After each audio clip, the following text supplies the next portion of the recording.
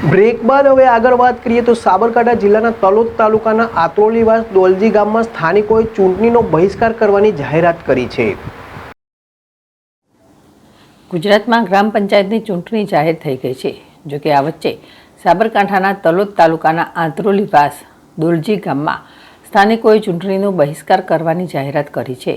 ગામમાં વર્ષોથી પાયાની સુવિધા પહોંચી શકી ના હોવાથી ચૂંટણીનો બહિષ્કાર કરવામાં આવ્યો છે। अनेक वखत रजूआतो करवा छतांय पूर्व सरपंच के तंत्र द्वारा कोई नक्कर कामगीरी करवामां आवी शनिवारे सवारे 8 वागे नथी।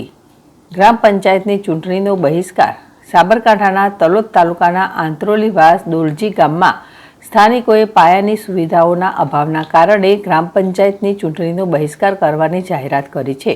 गाममां वर्षोथी रोड रस्ता अने वीजळीनी समस्याने लोको सामनो करी रह्या छे।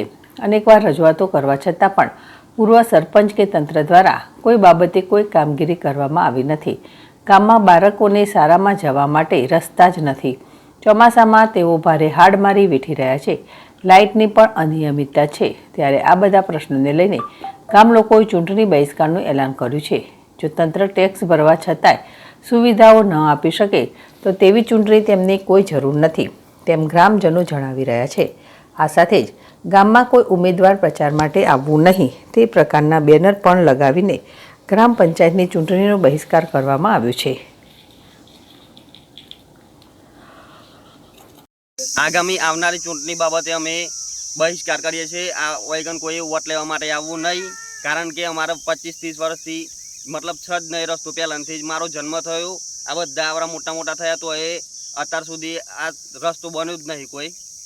अने अमारा लोकोने जवा आववा माटे बहु ज तकलीफ पड़े छे। ચોમાસામાં કોઈ પણ સાધન આવી જઈ શકતું નથી। ગમે તે કોઈ દવાખાનું ગમે તે કોઈ પ્રોબ્લેમ આવે તો એ કોઈ વેગન 108ની કેવી કોઈ સુવિધા જ નહીં। અમારા કોઈ જવાનું કઈ રીતના?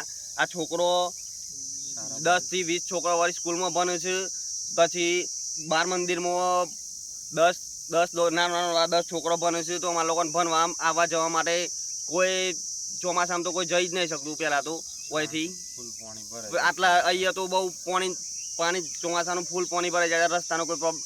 અને જે લોકો આવે છે એ લોકો કઈ જતા રહે છે કે મારા રસ્તો તમારો બની જશે પણ આજ સુધી આ રસ્તાનો કોઈ નિકાલ આવ્યો નહીં।